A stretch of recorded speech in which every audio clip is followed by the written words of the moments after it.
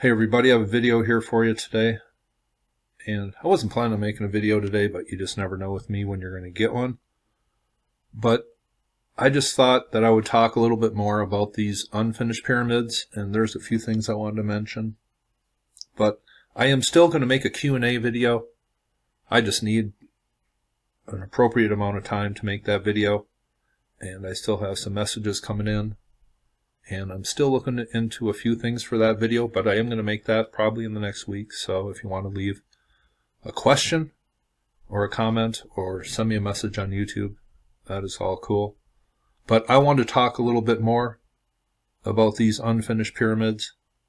And I think when I did my pyramid series, this was the one. The biggest thing that I learned is there are some structures that make no sense as far as calling them pyramids. And I also wanted to mention a few other things here. Now here is my buddy Matt's channel over at Ancient Architects.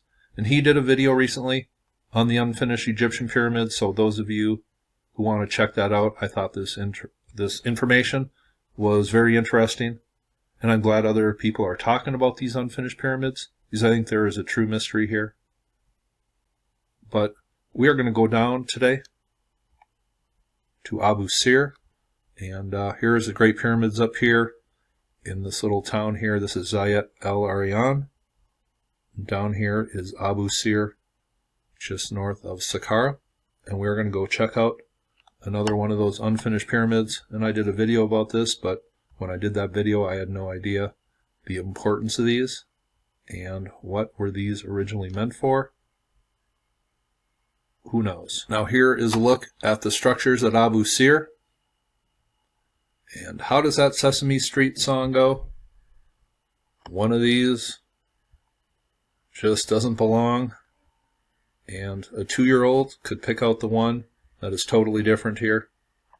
And it is this pyramid here. This is known as the unfinished pyramid of Neferefre.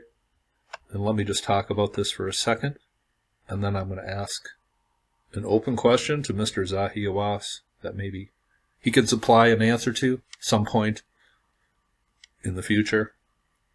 But I think it's an important one. Here you see the very familiar descending shaftway, open to the sky, and what they say is a burial chamber slanted to the west. This is perfectly aligned to the cardinal points. And what was down here? Well, that is most interesting.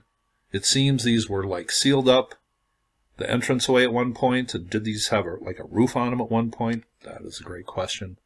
And what were these intended for? This appears industrial or for some other purpose than a tomb, even though there is things called sarcophagus, totally misrepresented by Egyptologists, I believe. But this structure here, let's just do a little read. Now this is Tour Egypt, and I'm just going to read a little, and here is all that was found. And does this look familiar? Well, it should.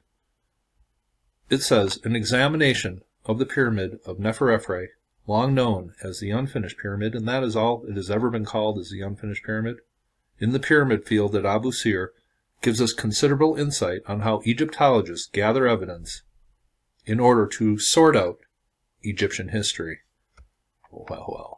It says this pyramid was examined by a number of early explorers, including Perrin, Lepsius, De Morgan, Borchardt, among others.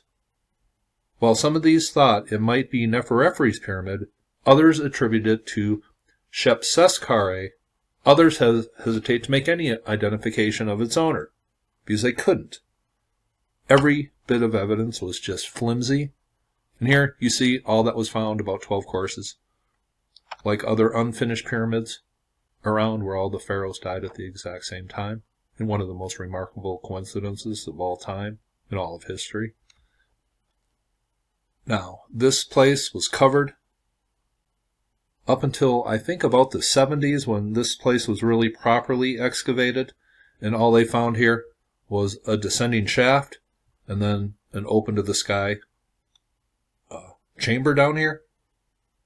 And you can still see this place is still a lot more buried than the pyramid of Djedefre, but this is exactly like it.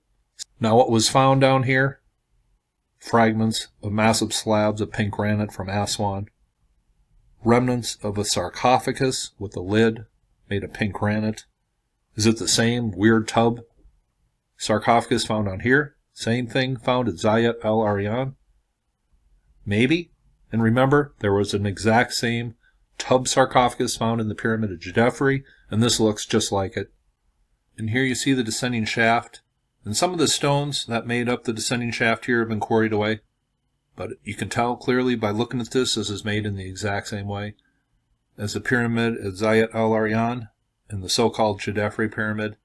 Descending shaft, and then here you see a corridor or an entrance under the shaft, the descending shaft.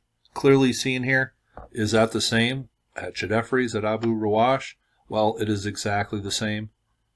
These so-called unfinished pyramids are all identical and probably had the same stuff down here in the bottom. All these probably were identical and built for the same purpose. But this place was also totally sealed up, just like Djedefre's, just like the pyramid at Zawyet al Aryan. And let me go down here, and this is kind of strange. It says, the entrance to this pyramid is in the middle of its north side, close to the ground level. It curves slightly to the southeast before reaching the antechamber, and that's that descending shaft going down. And in the lower regions is lined with pink granite and sealed with the same material. And it was sealed. They didn't want you getting down here. The huge barrier block, and these were massive, made of pink granite. The huge barrier block made of pink granite has interlocking jaws and is unique in this pyramid. So you had a barrier stone down here of pink granite that had interlocking jaws. What the hell? What the hell does that mean? But here is what was found here. Descending shaft, and then an open to the sky chamber down here. Same descending shaft, almost the exact same size as the pyramid of Djedefre, and the only evidence of Neferefre's family are temples built out here in a totally different fashion from the dynastic Egyptians. And there are members of Neferefre's family, so clearly he was trying to attach his legacy to what the priests called the primordial or primeval mounds of creation in this area. And there is one at Saqqara that is totally buried in sand, and they won't be uncovering that. And going back to this diagram here, you can see there was an enclosure wall built around this pyramid. So do you build an enclosure wall if this is not finished? That just doesn't make any sense whatsoever.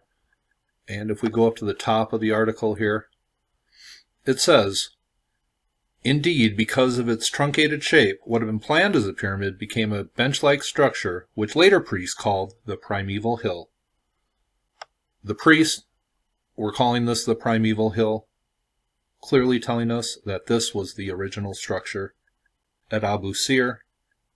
Now, the totally solid reasons that this pyramid is attached to Neferefre, let's just read here. First, they discovered that Neferefre's mortuary temple, outside of this original structure, is specifically mentioned in a papyrus fragment found in a mortuary temple of Neferefre.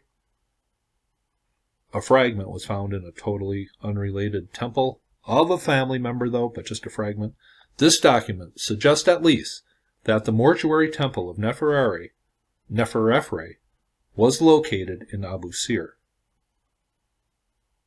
The document suggests that at least the mortuary temple of Neferefre was located in Abu Sir, and likely very near that of Neferefre's complex. The second clue was a limestone block found in the village of Abu Sir, which probably came from Neferefre's mortuary temple. It revealed a partial scene depicting Neferefre's family, which included, along with the king, his consort, Kenkawes, and his eldest son, Neferefre.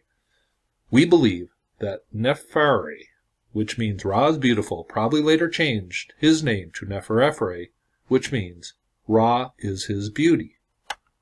So I guess there was like a block found in the nearby village that suggests a name of the king. It says, finally, as the southeast corners of the Giza pyramids line up with each other and point to the ancient center of Heliopolis, so do the first two pyramids at Abu Sir, and those pyramids are of Sahari and Neferefre, with the unfinished pyramid being next. So therefore, they just put it in chronological order. This next located pyramid must be the next pharaoh, and he only reigned for 2 years, and amazingly died at the same time as all the other pharaohs of the unfinished pyramids. Totally amazing. Now, I would just like to end this with a question to Mr. Zahi Hawass or Mark Lehner or the other pinheads that are controlling the Egyptian chronological order of history and monuments. If this pyramid here, which is the unfinished pyramid of Neferefre, and it looks like this, which looks just like the unfinished pyramid at Zawyet el Aryan, and here is the pyramid of Djedefre that they call it, pyramid of Neferefre, pyramid of Djedefre, unfinished pyramid at Zawyet al Aryan. I have a question, Mr. Hawass. If you call this pyramid of Neferefre the unfinished pyramid, just like the one at Zawyet al Aryan, and the one at Saqqara that you say is unfinished, that's totally covered in sand, that nobody can see on Google Earth, if you call these unfinished pyramids, then why do you say that this exactly the same structure in every way, shape, and form was the finished pyramid of Djedefre? And you, Mr. Hawass, you fawn and go into how spectacular this pyramid would have been up on this hill. But structures exactly identical to this in every way, shape, or form, you say were unfinished pyramids? How do you tell them apart? Answer me that, Mr. Hawass. I want to know why the discrepancy. This is the so-called unfinished pyramid at Abu Sir when people were excavating. Mr. Hawass, you have called this an unfinished pyramid, yet in exactly the same structure at Abu Ruwash. You claim it to be the grand new discovery of Egyptologists, the pyramid of Djedefre. It rose mightily on top of this hilltop. It was the tallest. Just shut the hell up, Mr. Hawass. You are speaking out of both sides of your Hawass. And I'm sick of it, and so are other people. Hope you thought this was cool, and you all have a very nice day.